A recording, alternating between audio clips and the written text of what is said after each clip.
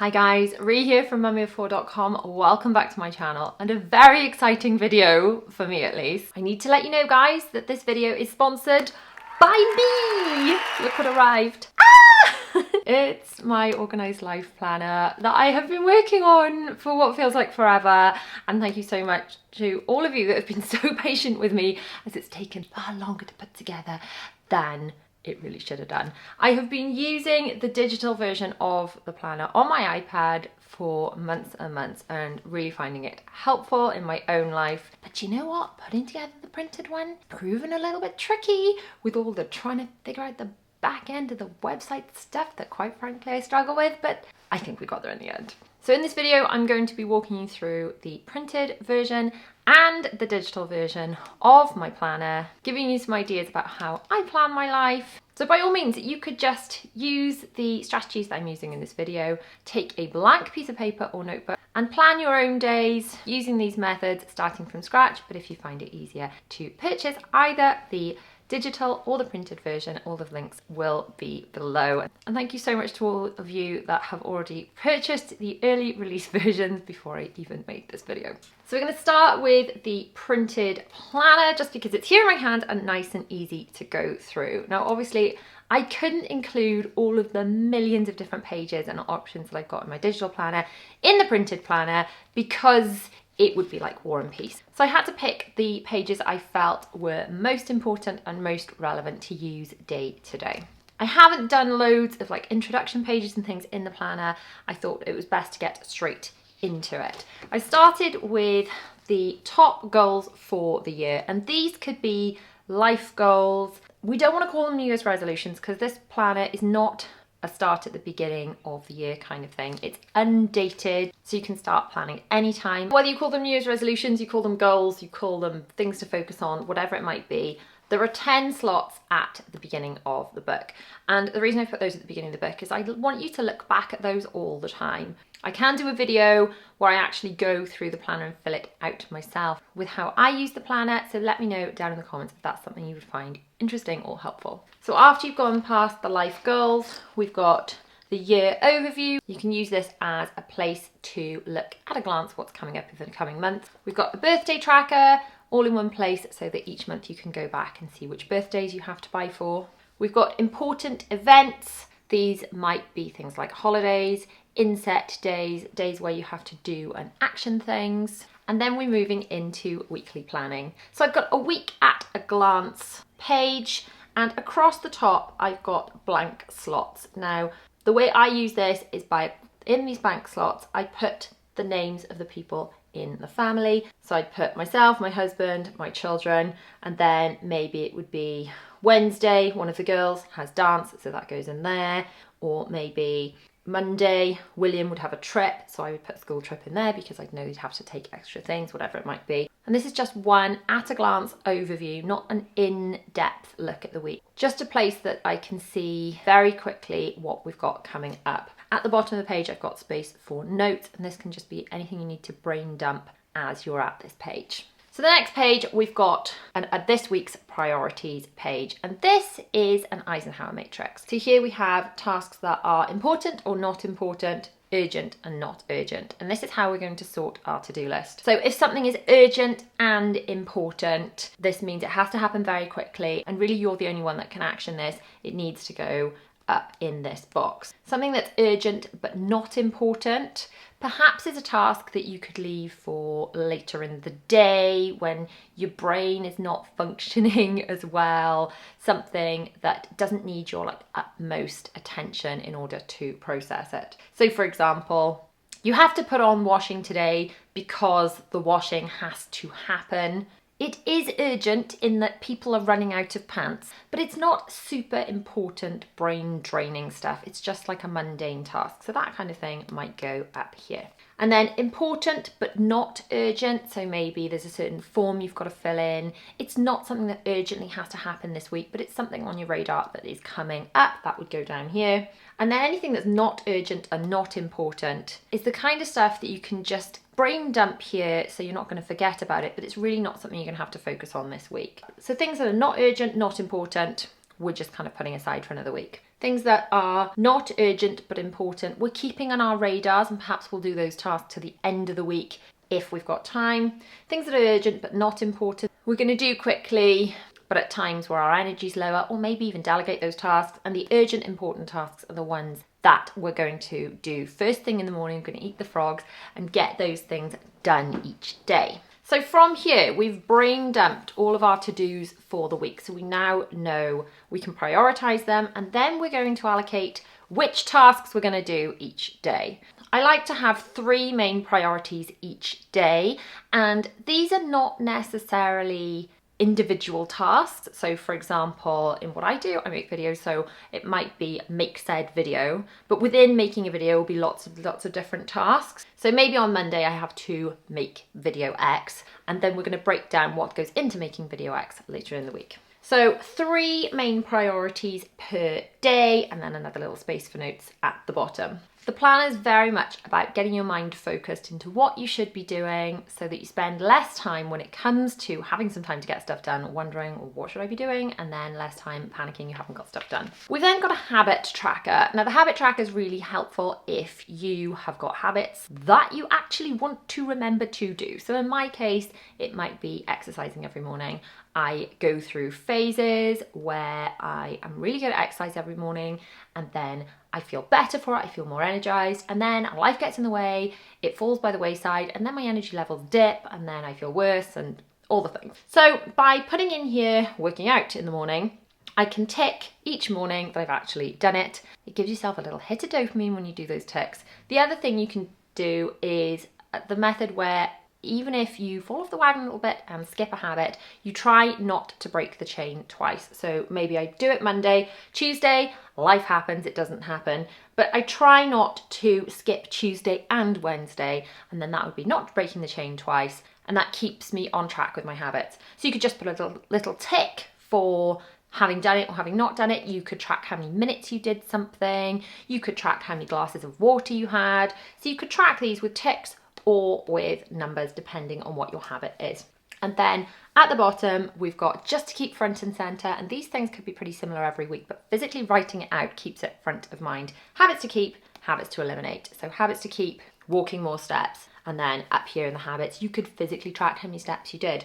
And then the habits you want to avoid doing can be placed down here. I did recently do a video all about habits that I am trying my best to stick to in 2023. Let me know if you'd like to see a video about habits that I am cutting out. Then the next page we've got is the meal plan. So the way that I do meal planning, if you have seen my How I Meal Plan video, is quite standard for each week, but I've pulled all that together into one document. Keep watching if you are interested in the digital planner pages, because all of these are available digitally too, that you can either use to write on directly in an iPad or other tablet, or you can print out for using however you wish. As I meal plan, I think the first thing that I tend to do is to go around and see what needs using up. So maybe I've got lots of something, it's not necessarily going off, but I've got lots of it that needs using up, so that would go in my ingredients to use. Or if things are coming to the end of their shelf life and they actually need to get out of the way, I might not have loads of it, but it needs using up, that would also go in there. I then do a meal plan through the week. I would refer back to my week at a glance at this stage, because if we know that I've got certain nights where we've got birthday parties to get to, we've got clubs to get to, those are not the nights where I'm going to want to plan a meal that takes me ages to prepare. It's going to be one of those meals that's going to be much quicker and simpler to do. So in meal planning, it is important to refer back to what you have on that week. Then from the meal plan, between the ingredients to use and what I need, I will put into my shopping list. There's always a running shopping list on my organisation station, which you will have heard me talk about if you've ever watched any of my grocery hauls or meal planning videos. You can grab the organisation station printables for free when you join my email club. And there are loads and loads of organisational printables that are completely free in there if you are interested. So you can use the link on screen now to join that email club, grab all those printables for free for the organisation station, and also be the first to hear about any new additions to the planner and any special discount codes too. Then on the next page, we have day by day planning, and this is how I plan my days each and every day. I've not put the dates on these planners so you can pick them up at any point during the year, but I have just put the days of the week. So you fill in the date up here and then hour by hour slots. Now these are not necessarily just the things you have to do and where you have to be. So the way I plan my day is not just the places I have to be, although that goes in here too, but also the things I plan to do. So for example, filming this video, I would block out filming for certain hours on the planner. So we were talking about the priorities versus the to-do list. So up here, I've got space for top 3 priorities. And these were the top 3 priorities that we kind of focused on when we were breaking down the week. So as I said, these priorities are not necessarily individual tasks. Maybe it's something like prepare for Zara's birthday party, for example. So that might be a priority for this day, but then to do would be lots of different breakdowns, wouldn't it? It would be order the cake, check how many people have responded to the invitation on the class WhatsApp,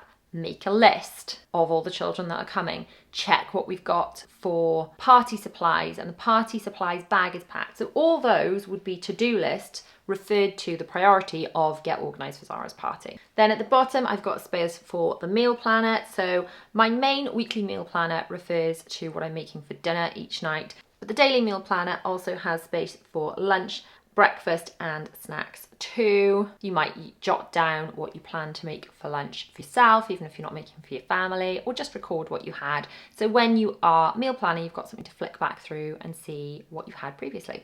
Then obviously under notes, this is a good place to brain dump. When I am working, I like to have somewhere to brain dump things that come to mind.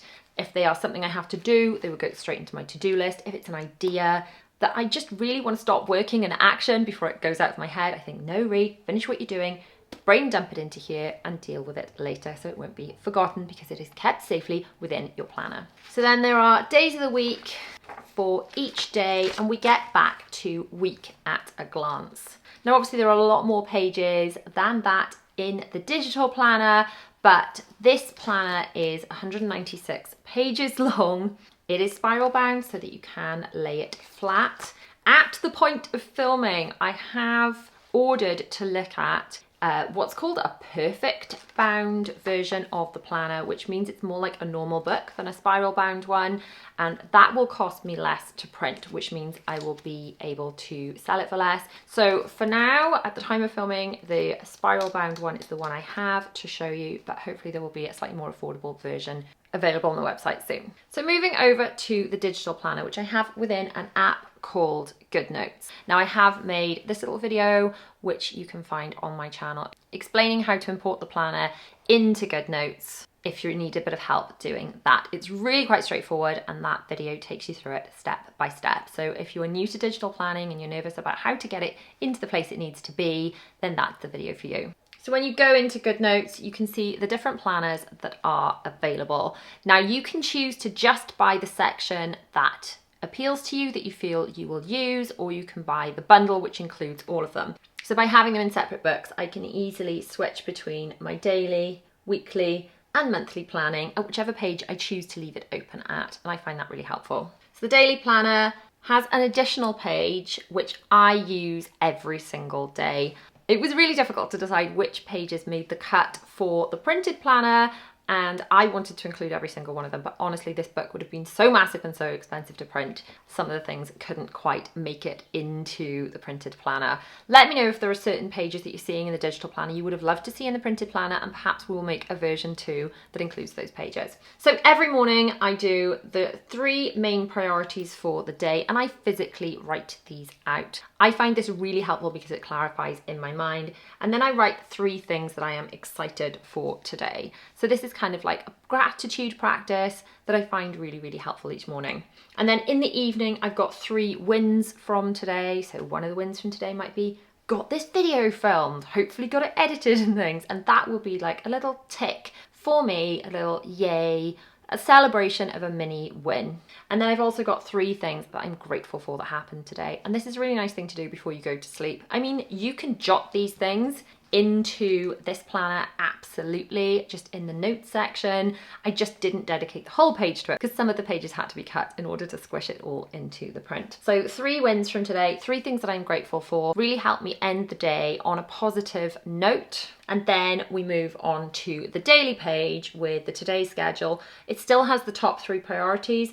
And yes, in the digital planner, I physically write them out twice because it helps drum it into my brain what I need to be focusing on that day. It only takes an extra second to write it out again, but it really refocuses my mind. And then we've got the to-dos, the meal planner, and the notes, just the same as in the printed planner. Going over to the weekly planner, we still have the week at a glance. We also have this week's priorities, which helps us to focus using the Eisenhower method. And then we've got the important tasks for each day. And then I've also got this upcoming week in more detail set of pages. You don't have to use both if you're in the digital planner. You can use the ones that sort of appeal to you. And if you want to choose to delete a page, you can delete pages that don't suit you.